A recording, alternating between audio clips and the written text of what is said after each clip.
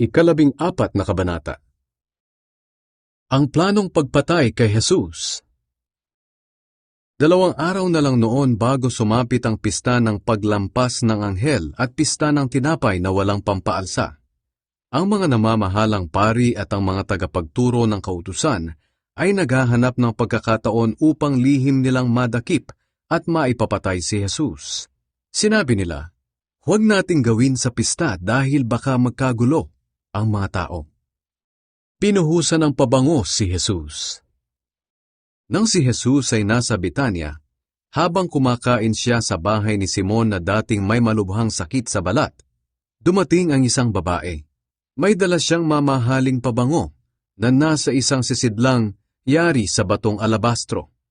Ang pabangong ito ay puro at mula sa tanim na nardo. Binasag niya ang leeg ng sisidlan at saka ibinuhos ang pabango sa ulo ni Jesus. Nagalit ang ilang tao na naroon. Sinabi nila, "Bakit niya sinasayang ang pabango? Maipagbibili sana iyan sa halagang katumbas ng 1 taong sweldo at maibibigay ang pera sa mga mahihirap." At pinagalitan nila ang babae.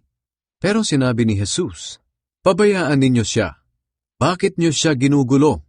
Mabuti itong ginawa niya sa akin. Ang mga mahihirap ay lagi ninyong makakasama at maaari kayong tumulong sa kanila kahit anong oras. Pero ako ay hindi nyo laging makakasama. Ginawa ng babaeng ito ang makakaya niya para sa akin. Binuhusan niya ng pabango ang katawan ko bilang paghahanda sa aking libing. Sinasabi ko sa inyo ang totoo, kahit saan man ipapangaral ang magandang balita sa buong mundo, ipapahayag din ang ginawa niyang ito sa akin bilang pag-alala sa kanya." Nakipagkasundo si Judas sa mga kaaway ni Jesus.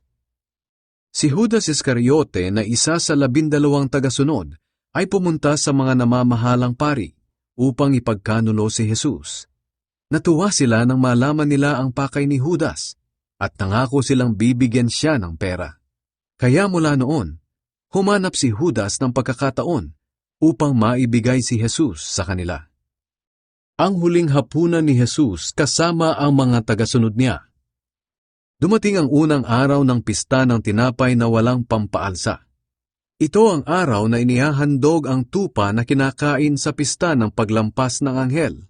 Kaya tinanong si Jesus ng mga tagasunod niya, "Saan niyo po kami gustong maghanda ng hapunan para sa pista ng paglampas ng anghel?"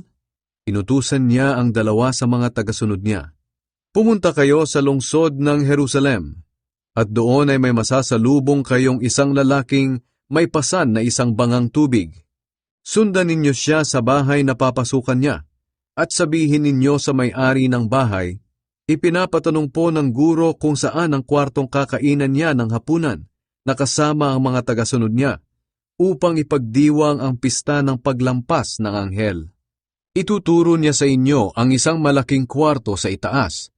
Kumpleto na ng kagamitan at nakahanda na. Doon kayo maghanda ng hapunan natin." Umalis ang 2 niyang tagasunod, at nang dumating sila sa lungsod, nakita nila ang lahat ayon sa sinabi ni Jesus sa kanila, at inihanda nila roon ang hapunan para sa pista. Kinagabihan, dumating si Jesus at ang 12 tagasunod. Habang kumakain na sila sa mesa, sinabi ni Jesus, "Sinasabi ko sa inyo ang totoo.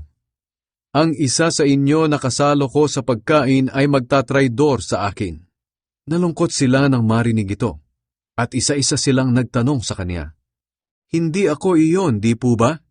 Sinabi ni Jesus sa kanila, "Isa siya sa inyong 12 na kasabay kong nagsasawsaw ng tinapay sa mangkok. Ako na anak ng tao ay papatayin ayon sa sinasabi ng kasulatan. Ngunit nakakaawa ang taong magtatraydor sa akin. Mabuti pang hindi na siya ipinanganak." Huling hapunan ni Jesus. Habang kumakain sila, kumuha ng tinapay si Jesus. Nagpasalamat siya sa Diyos at pagkatapos ay hinati-hati niya ito at ibinigay sa mga tagasunod niya at sinabi, "Kunin ninyo at kainin. Ito ang aking katawan." Pagkatapos, kumuha siya ng inumin, nagpasalamat sa Diyos at ibinigay sa kanila, at uminom silang lahat. Sinabi niya sa kanila, "Ito ang aking dugo na ibubuhos para sa maraming tao. Ito ang katibayan ng bagong kasunduan ng Diyos sa mga tao. Sinasabi ko sa inyo ang totoo. Hindi na ako muling iinom ng inuming mula sa ubas hanggang sa araw ng paghahari ng Diyos. At sa araw na iyon, iinom ako ng bagong klase ng inumin." Humawit sila ng papuri sa Diyos at pagkatapos ay pumunta sila sa bundok ng mga olibo. Sinabi ni Jesus na ikakaila siya ni Pedro.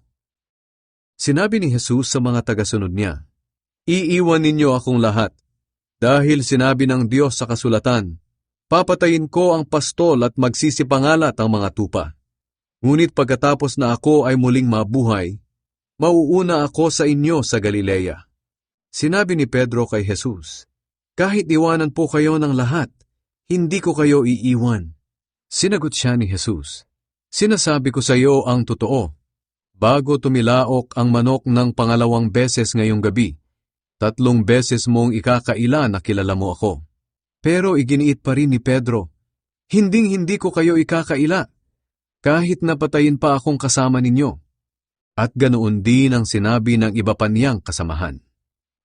Nanalangin si Jesus sa Getsemane. Pagkatapos, pumunta sila sa isang lugar na tinatawag na Getsemane. Pagdating nila roon, sinabi ni Jesus sa kanila, "Maupo kayo rito habang nananalangin ako." Isinaman niya sina Pedro, Santiago at Juan sa di kalayuan. Balisang-balisa at nababahala si Jesus.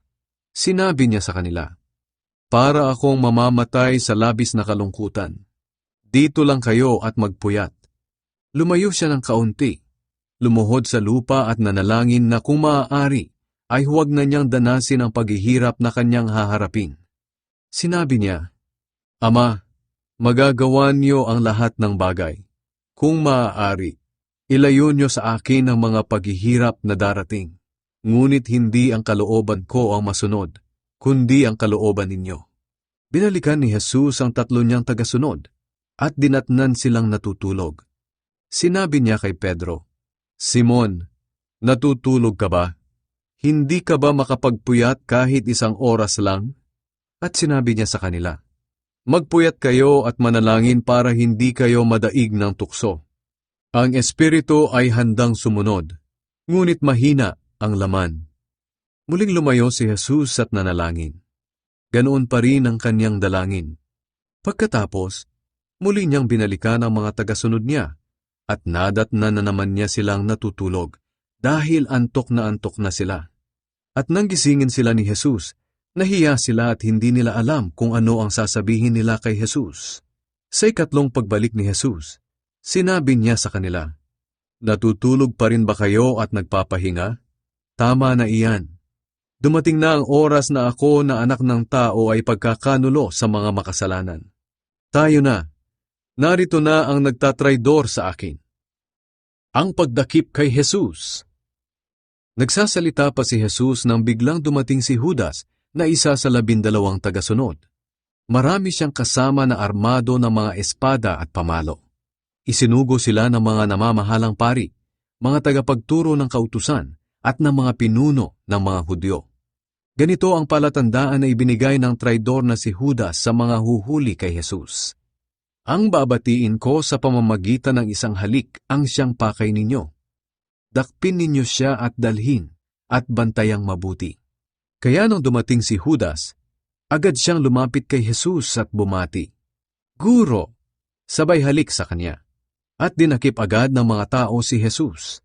Bumunot ng espada ang isa sa mga tagasunod ni Jesus at tinaga ang alipin ng punong pari, at naputol ang tainga nito. Sinabi ni Jesus sa mga humuli sa kanya, "Isa ba akong tulisan? Bakit kailangan pa ninyong magdala ng mga espada at mga pamalo para dakpin ako? Araw-araw ay nasa templo ako at nagtuturo, at naroon din kayo. Bakit hindi ninyo ako dinakip? Ngunit kailangang mangyari ito upang matupad ang sinasabi ng kasulatan tungkol sa akin." Iniwan siya noon din ng mga tagasunod niya at nagsitakas sila. May isang binata roon na sumunod kay Jesus na nakabalabal lang ng telang linen. Dinakip din siya ng mga sundalo, Pero nakawala siya at tumakas ng hubad dahil nahawakan nila ang kanyang balabal. Dinala si Jesus sa korte ng mga Hudyo. Dinala nila si Jesus sa bahay ng punong pari. Nagtipon doon ang lahat ng namamahalang pari, mga pinuno ng mga Hudyo, at ang mga tagapagturo ng kautusan. Sumunod din doon si Pedro, pero malayo-layo siya kay Jesus. Pumasok siya sa bakuran ng bahay ng punong pari at nakiupo sa mga gwardya na nagpapainit sa tabi ng apoy. Doon sa loob, ang mga namamahalang pari at ang lahat ng miyembro ng korte ng mga Hudyo ay nagsisikap na makakuha ng mga ebidensya laban kay Jesus upang mahatulan siya ng kamatayan. Pero wala silang makuha. Marami ang sumasaksi ng kasinungalingan laban kay Jesus, pero magkakasalungat naman ang mga sinasabi nila. May ilang sumasaksi ng kasinungalingang ito laban kay Jesus. Sinabi nila, "Narinig po naming sinabi niya, gigibain ko ang templong ito na gawa ng tao, at sa loob ng 3 araw ay magtatayo ako ng ibang templo na hindi gawa ng tao." Pero hindi rin magkakatugma ang sinasabi nila. Tumayo sa gitna ang punong pari at tinanong si Jesus, "Wala ka bang maisasagot sa mga paratang na ito laban sa iyo?" Hindi sumagot si Jesus. Kaya tinanong siyang muli ng punong pari, "Ikaw ba ang Kristo na anak ng kapuri-puring Diyos?" Sumagot si Jesus, "Ako nga, at ako na anak ng tao ay makikita ninyong nakaupo sa kanan ng makapangyarihang Diyos. At makikita rin ninyo ako sa mga ulap na paparating dito sa mundo." Nang marinig ito ng punong pari, pinunit niya ang kanyang damit sa galit at sinabi, "Hindi na natin kailangan ng mga saksi. Narinig ninyo ang paglapastangan niya sa Diyos. Ano ngayon ang hatol ninyo?" At hinatulan nila si Jesus ng kamatayan. Dinuraan siya ng ilang naroon. Piniringan din siya at sinuntok at tinanong, "Sige nga, hulaan mo kung sino ang sumuntok sa'yo?" Pagkatapos, kinuha siya ng mga gwardya at pinagbubugbog. Ipinagkaila ni Pedro na kilala niya si Jesus. Nang si Pedro ay nasa loob pa ng bakuran, dumaan ang isang babaeng utusan ng punong pari.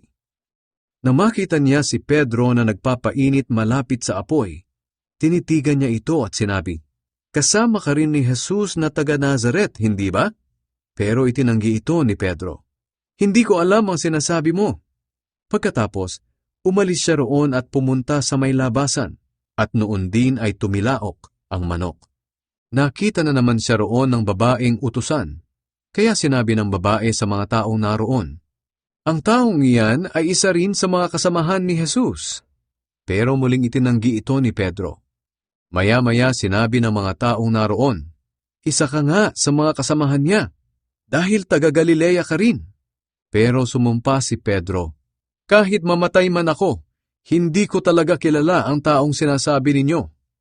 Noon din ay muling tumilaok ang manok, at naalala ni Pedro ang sinabi sa kanya ni Jesus, "Bago tumilaok ang manok ng 2 beses, 3 beses mong ikakaila na kilala mo ako." At humagulgol siya.